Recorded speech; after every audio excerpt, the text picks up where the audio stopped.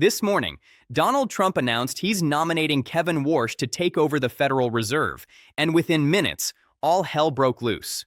Not just in politics, but across the economy. The markets reacted fast. Nasdaq futures dropped over 1%.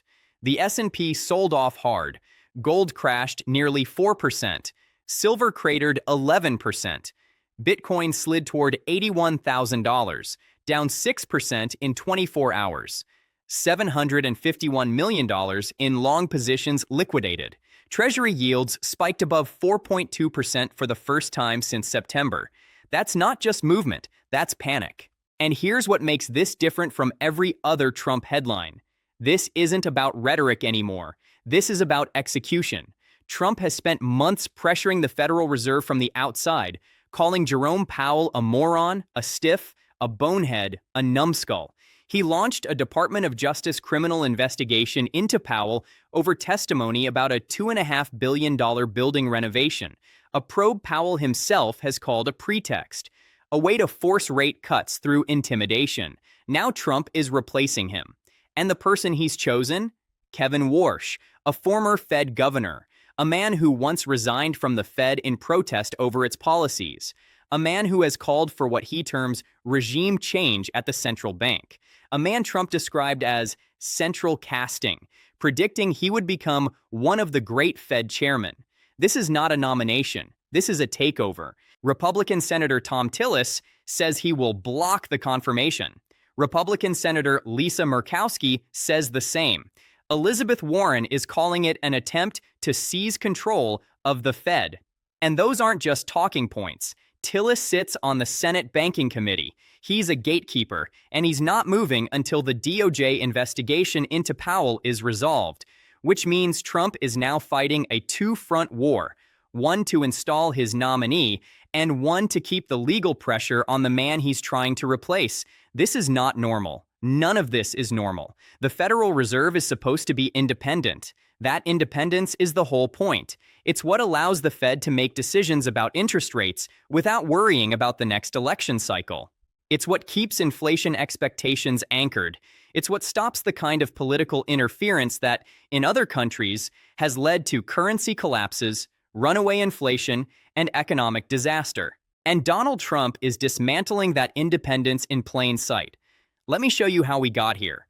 Since returning to office in 2025, Trump has made it his mission to bend the Federal Reserve to his will. This isn't speculation. This is documented, step by step. In February 2025, he issued an executive order directing the Office of Management and Budget to oversee independent agencies, including the Fed. The order technically exempted monetary policy, but here's the problem. The same people who run the Fed also handle its regulatory functions. You can't pressure one without pressuring the other. Then came the personnel moves. Trump tried to fire Fed Governor Lisa Cook over alleged mortgage fraud, allegations she denies. That case went all the way to the Supreme Court. The justices heard arguments in January 2026. The outcome will determine whether a president can remove Fed governors at will or whether the for-cause protections that have safeguarded central bank independence for decades still mean anything. In January 2025, Michael Barr resigned as vice chair for supervision. He didn't want to fight. He saw what was coming. Trump also nominated Stephen Moran to the Fed board, a man who took paid leave from the Council of Economic Advisors to join. Moran has voted against every single rate decision in 2025, demanding steeper cuts every time. He's not there to provide independent judgment. He's there to apply pressure from within.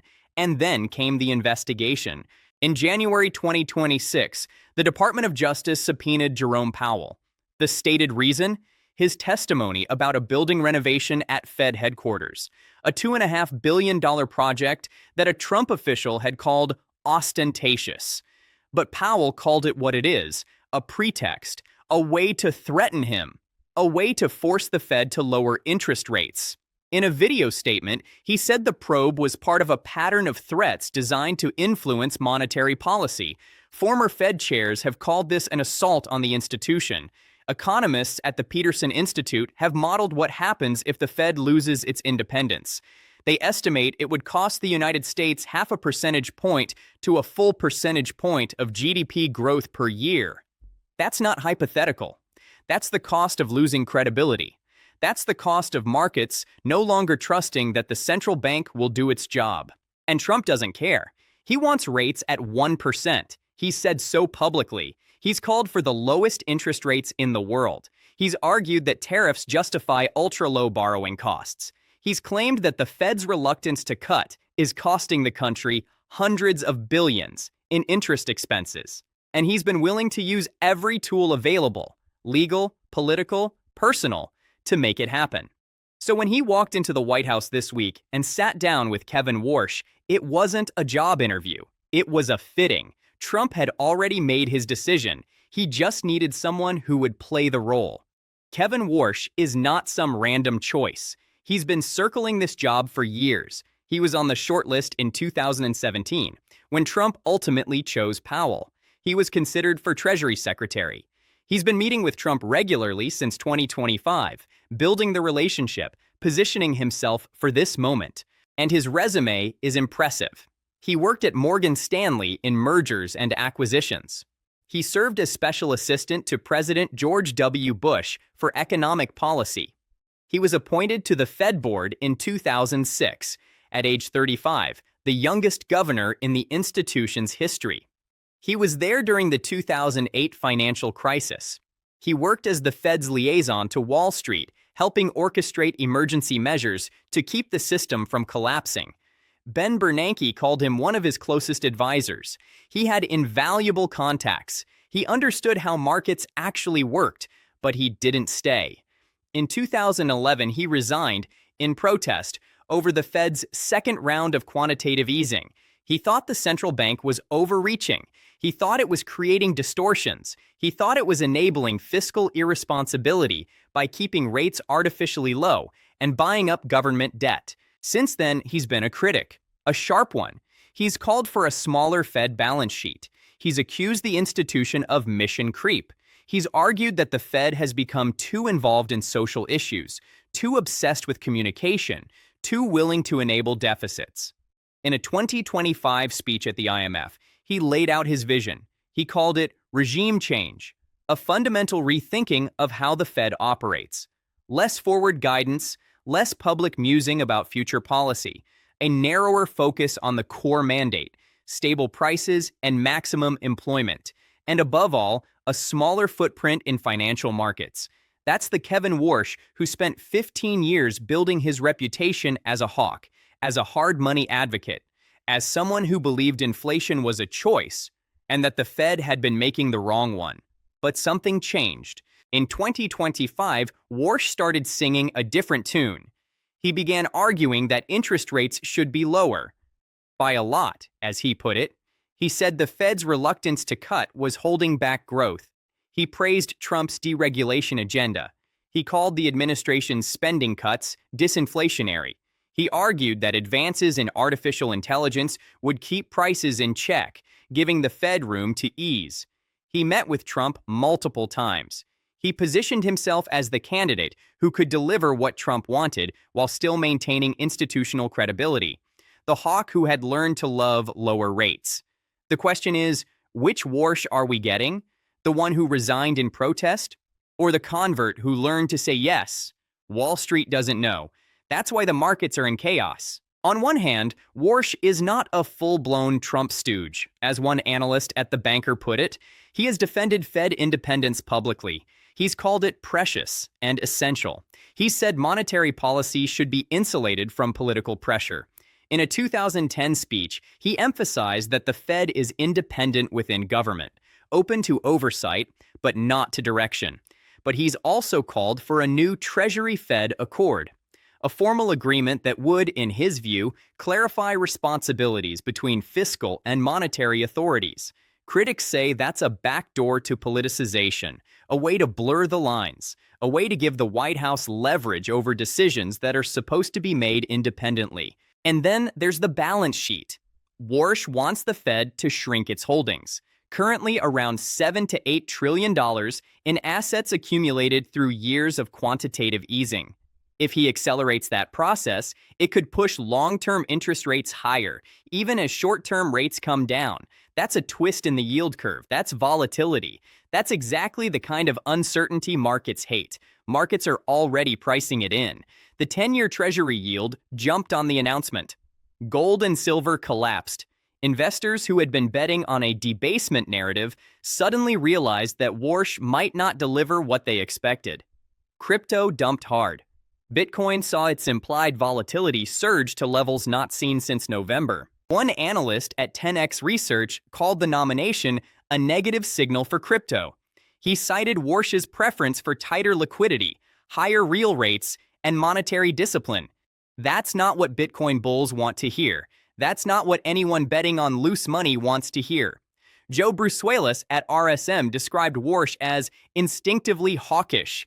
He predicted the new chair would disappoint a president that wants extremely low interest rates. And that's the contradiction at the heart of all this. Trump doesn't want monetary discipline. Trump wants 1% interest rates. Trump wants the cheapest borrowing costs in the world. He said it over and over again. He sent Powell a handwritten letter demanding ultra-low rates. He's called the Fed's pause in January 2026 a betrayal. So what happens when the president who nominated you wants one thing, and your entire professional history says you should do the opposite? That's the tension at the heart of this nomination. Warsh could resist. He could use his credibility to push back. He could say, look, I'm the Fed chair, and the Fed is independent, and I'm going to do what the data tells me to do. He could become the guardrail that some on Wall Street are hoping for.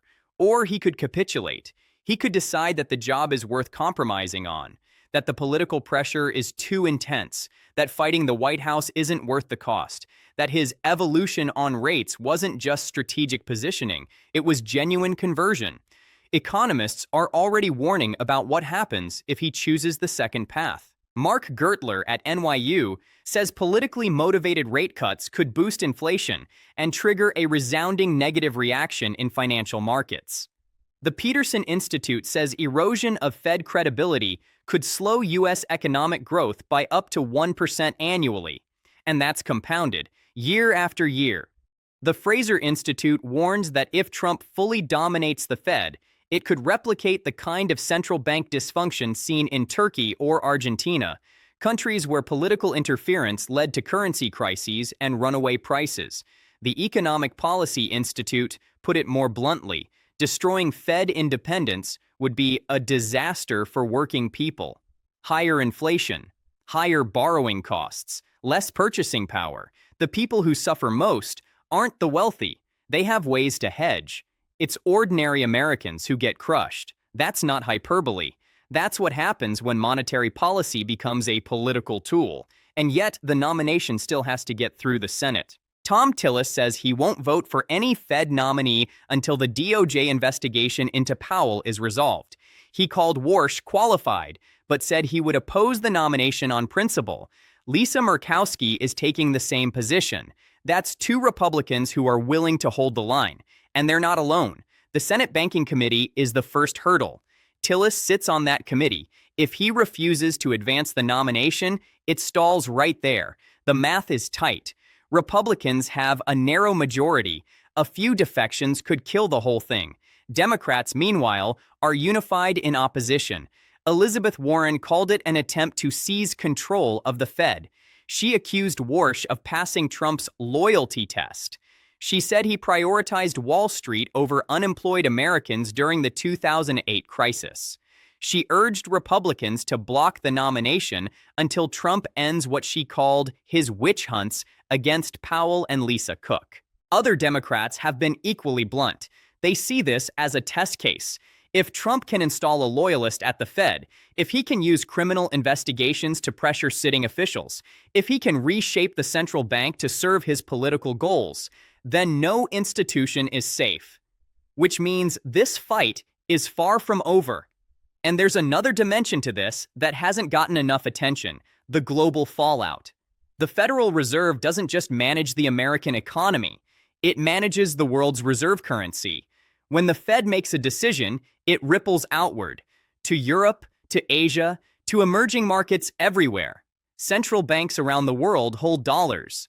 Governments price their debt in dollars. Commodities trade in dollars.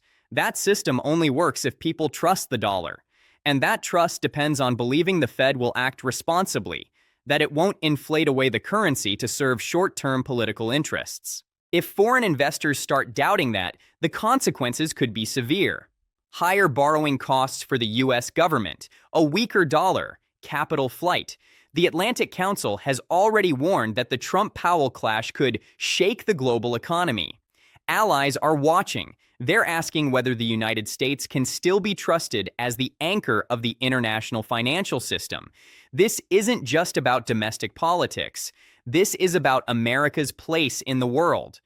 So where does this leave us? Jerome Powell's term expires in May 2026.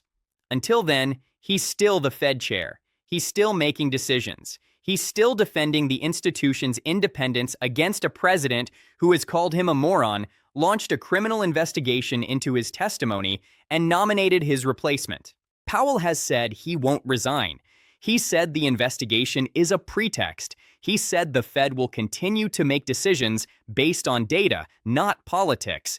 Even after his term as chair ends, he could remain on the board as a governor until 2028, a potential check on whatever Warsh tries to do.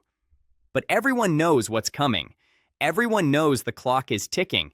And everyone knows that the next few months will determine whether the Federal Reserve remains an independent institution or becomes another arm of the executive branch. Trump has already reshaped the judiciary. He's already tested the limits of executive power in ways that seemed unthinkable just a few years ago. And now he's coming for the central bank. This is what it looks like when a president decides that no institution is beyond his reach. When the normal guardrails, the norms, the traditions, the unwritten rules that have governed American economic policy for decades stop mattering. The markets see it. That's why they're falling. The Senate sees it. That's why Republicans are balking. Economists see it. That's why they're warning of long-term damage. Global allies see it too. There are already concerns about dollar stability, about whether the world's reserve currency can be trusted if the institution backing it becomes a political instrument. And the rest of us? We're watching in real time as one of the most important economic institutions in the world becomes a battleground. This isn't the end of the story. This is the beginning. Warsh still has to be confirmed. Powell still has to finish his term. The DOJ investigation is still unresolved. The Supreme Court is still deciding whether Trump can fire Fed governors at will. Every one of those threads is live. Every one of them could unravel. And every one of them is connected to the same central question. Can the Federal Reserve survive a president who wants to control it? The answer to that question will shape interest rates, inflation, the value of the dollar, and the trajectory of the American economy for years to come. We're about to find out.